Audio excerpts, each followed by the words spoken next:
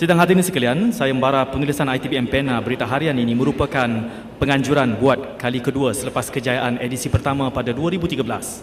Untuk memberikan gambaran tentang perjalanan penganjuran, majlis mempersilakan yang berbahagia Encik Muhammad Khair Ngadirun, Pengarah Urusan dan Ketua Pegawai Eksekutif ITBM untuk menyampaikan ucapan alu-aluan. Dengan segala hormatnya dipersilakan.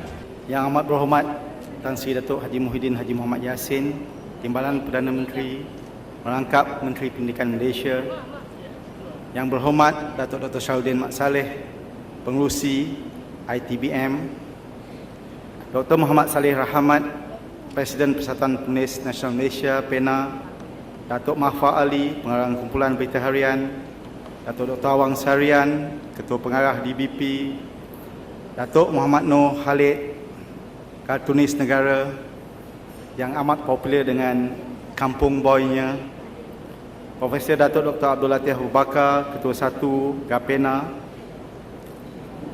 Tuan Haji Isa Hamzah, Timbalan Presiden Mabopa, sastrawan-sastrawan negara, rakan-rakan penulis, pemenang-pemenang yang bakal diraikan, rakan-rakan media, hadirin dan hadirat sekalian, Assalamualaikum warahmatullahi taala wabarakatuh. Salam sejahtera dan salam satu Malaysia. Terlebih dahulu, mewakili rakan penganjur ITBM, PENA dan BH, kami ucapkan setinggi-tinggi penghargaan terima kasih kepada Yang Amat Berhormat Tan Sri kerana untuk kali yang kedua dan bagi majlis yang sama, kami diberi izin untuk sekali lagi menggunakan kediaman Yang Amat Berhormat Tan Sri ini sebagai lokasi majlis. Terima kasih Daun Keladi Yang Amat Berhormat Tan Sri. Semoga izin Yang Amat Berhormat Tan Sri ini, selain kesudian Yang Amat Berhormat Tan Sri untuk sekali lagi menyempurnakan majlis ini, diberi balasan sebaiknya oleh Maha Suci Allah Subhanahu Wa Taala. Hadirin dan hadirat yang dihormati sekalian, majlis ini semestinya mengkhusus kepada sayembara penulisan yang telah masuk kali kedua penganjurannya. Laporannya telah dibentangkan oleh Dr. Saleh sebentar tadi, dan menyusul menulis ucapan saya ini ialah sedikit perkembangan industri buku melalui pembibitan ITBM. Hadirin dan hadirat yang dihormati sekalian, untuk makluman, ITBM kini digerakkan oleh 145 orang tenaga pekerja. Walaupun jumlah ini agak kecil, namun kami komited mendukung misi besar mencerdikkan akal budi bangsa ini. Ini terbukti dengan jumlah penerbitan 692 judul hanya pada tahun 2013 dan 2014, atau 346 judul pada 2013 dan juga jumlah yang sama 346 judul pada tahun 2014, di mana kedua-duanya melepasi sasaran ditetapkan, iaitu masing-masing 335 dan 340 bagi kedua-dua tahun. Sementara bagi tahun 2015 sejumlah 62 buah buku telah selesai, tidak termasuk 30 yang akan kita rasmikan sebentar lagi, dan bakinya akan menyusul sebelum Disember, menjadikan keseluruhan 138 judul bagi tempoh 3 tahun antara 2013 hingga 2015. Hadirin dan hadirat yang dihormati sekalian, angka atau jumlah penerbitan yang konsisten ini hakikatnya bukan sekadar sasaran untuk diselesaikan. Sebaliknya, di kalangan pemain industri peringkat dunia, ia berperanan sebagai kayu ukur untuk melihat sejauh mana seriusnya ITBM membangunkan industri buku dan sastra kebangsaan khususnya. Alhamdulillah, menerusi gerak kerja berterusan sejak 2009, mempromosikan karya penerbitan tempatan, ITBM mula beroleh perhatian antarabangsa. Namun hadirin dan hadirat sekalian, promosi dan pemasaran semata-mata belum cukup untuk menjamin kepercayaan mereka. Kerana pada akhirnya, yang mahu dilihat ialah konsistensi aktiviti penerbitan yang ada kalanya mengambil masa bertahun sebelum keputusan dibuat untuk persetujuan kerjasama, hanya untuk menilai sejauh mana ITBM committed terhadap industri. Justru itulah ITBM committed menjaga sasaran jumlah penerbitan tahunan, kerana menjedari ia antara kayu ukur penting di peringkat antarabangsa. Hasilnya, banyak kerjasama telah dimeterai, dan tahun lalu sahaja ITBM antaranya diberi kepercayaan oleh ASEAN Center of MGIMO universiti di Rusia untuk menterjemah dan menerbitkan koleksi ucapan Presiden Rusia Vladimir Putin ke 4 bahasa: Inggeris, Melayu, Thailand dan Indonesia.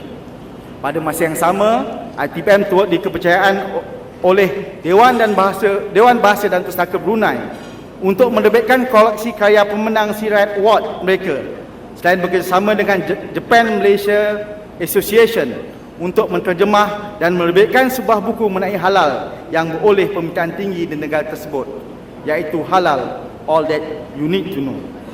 Begitu juga kerjasama ITBM dengan Tokyo University of Foreign Studies di Jepun untuk menterjemah dan menerbitkan semula novel grafik Kampung Boy karya Datuk Lat, edisi Jepun.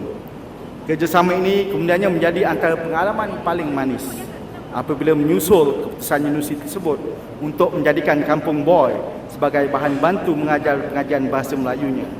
Dan seterusnya, pada awal tahun ini, Kampung Boy diumumkan sebagai pemenang tempat kedua Gaiman Award 2014 di Jepun bagi kategori komik antarabangsa. Tahniah dan terima kasih Datuk Lat yang ada bersama-sama kita pada petang ini. Hadirin dan hadirat yang kami muliakan, yang bulat tidak datang bergolek, yang pipih tidak datang melayang. Berkat usaha, momentum ITBM naik mendadak beberapa tahun kebelakangan ini, dan tempoh 2 tahun antara 2013 dan 2014 sahaja, sejumlah 24 anugerah telah diterima oleh ITBM menerusi pelbagai anugerah penerbitannya. Ini termasuklah 7 anugerah hadiah sastra Perdana Malaysia, 7 anugerah buku negara, 4 hadiah sastra Darul Rizwan, 2 hadiah sastra Sabah, 2 anugerah Persatuan Sains dan Matematik, dan yang saya umumkan tadi, tempat kedua Gaiman Awards 2014 yang diumumkan baru-baru ini. Selain itu, ITBM juga sejak 2012 disenaraikan 2 tahun berturut-turut sebagai penerbit paling banyak menghantar bahan kategori bahasa Melayu di bawah Akta 331, Akta Penyerahan Bahan 1986 oleh Perpustakaan Negara Malaysia. Dengan kepercayaan dan pengiktirafan yang diterima, ITBM komited untuk terus menyumbang kepada usaha meningkatkan budaya membaca dalam kalangan masyarakat Malaysia. Pelbagai aktiviti akan terus dirangka, termasuk mencari formula untuk mendekatkan buku dengan masyarakat. Inilah yang akhirnya menentuskan ilham mengasaskan kedai buku bergerak, membabitkan pelabuhan RM250,000 untuk mengubah suai sebuah lori yang kini mempunyai kapasiti muatan lebih 2,500 naskah buku. Mula beroperasi sejak awal April lalu, kedai buku ini insya-Allah akan bergerak ke seluruh semenanjung Malaysia, khususnya ke lokasi pendalaman yang tiada akses kepada jualan buku secara langsung. Hadirin dan hadirat yang kami hormati sekalian, Tan Sri, walaupun kami di ITBM ini kecil bilangannya, namun misi dan komitmen kami besar. Demi membangunkan sastra dan industri, banyak usaha ingin dilakukan, banyak usaha perlu dilakukan, dan banyak usaha mesti dilakukan.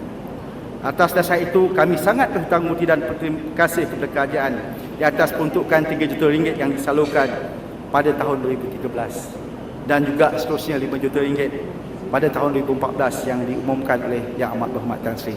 Terima kasih banyak-banyak. Untuk makluman Yang Amat Berhormat Tan Sri, 2 siri peruntukan tersebut telah digunakan secara maksimum. Dah habis dan kami tambah lagi 18% untuk 2013 dan 6% pada tahun 2014.